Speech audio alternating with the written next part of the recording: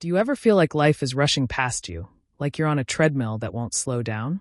You wake up, check your phone, race through your day, check off your tasks, and yet at the end of it all, there's still this gnawing question. Is this it? In Chapter 3 of Inner Engineering, Sadhguru gently pulls us aside and says, wait, there's more to this life than just surviving. This chapter is about awakening, not in some dramatic, mystical sense, but simply waking up to the beauty of being alive. Sadhguru says something striking in this chapter. Most people live like life is a rehearsal. And it's true. We postpone joy until we get that promotion, until the kids grow up, until we retire. But what if this moment, this breath, is not a rehearsal but the real show? What if you didn't need to earn aliveness, but simply had to recognize it? Let's be honest, how often do we truly feel alive? Not just functioning or performing, but wide awake, aware, grateful, present? This isn't about doing more. It's about being more. Sadhguru calls this a shift in perception, seeing life as it is, not as our mind projects it to be. That shift isn't a miracle. It's a choice we can make every day. Here's a beautiful metaphor Sadhguru shares.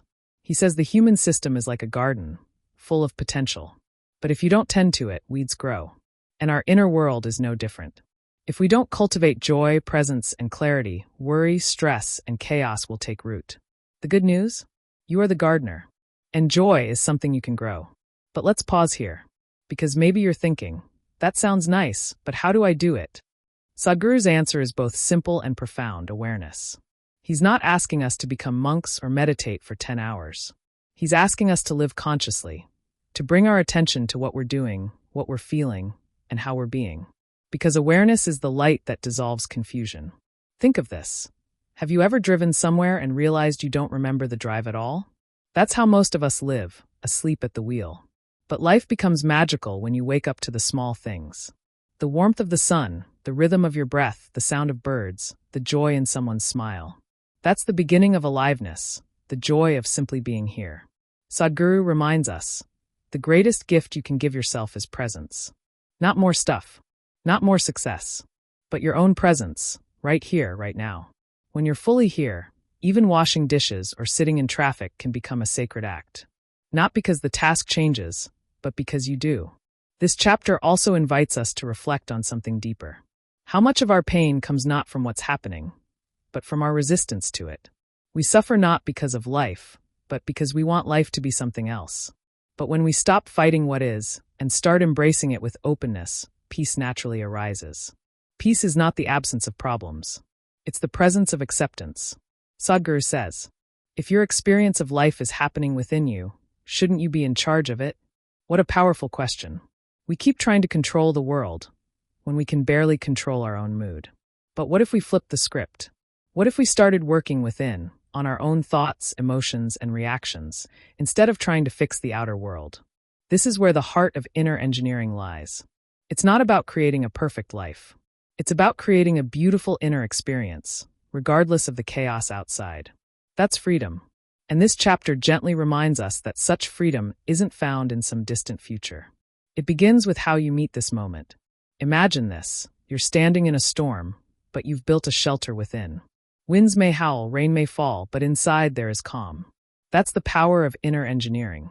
It doesn't promise a storm-free life. It promises a steady heart, a joyful core, even when the world feels unstable. Let me ask you something deeply personal. When was the last time you looked in the mirror and felt truly grateful just to be alive? Not for what you've done, not for what you've earned, but just for being. That's what this chapter brings us back to. Not achievement, not performance, but the sacredness of existence itself. There's a story Sadhguru tells about his own awakening. How one afternoon, sitting on a rock, he realized that everything within him had changed, though nothing outside had. That story may sound far off, but the essence of it is already within you. Your joy doesn't depend on anything outside.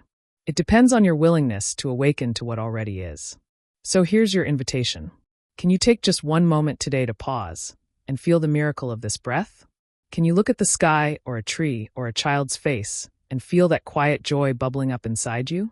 That's your soul saying, I'm here. I'm alive. And that is enough. Because when you meet life like this, awake, grateful, and open, everything becomes a celebration. Life is not about achieving something. It's about experiencing everything. So today, alive, not as a means to an end, but as a sacred dance of awareness. Let go of the pressure to prove, to perform, to perfect. Just be. Just breathe.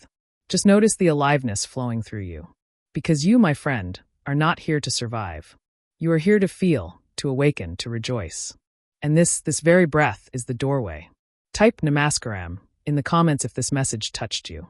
And subscribe because together, we're not just walking through life. We're waking up to it.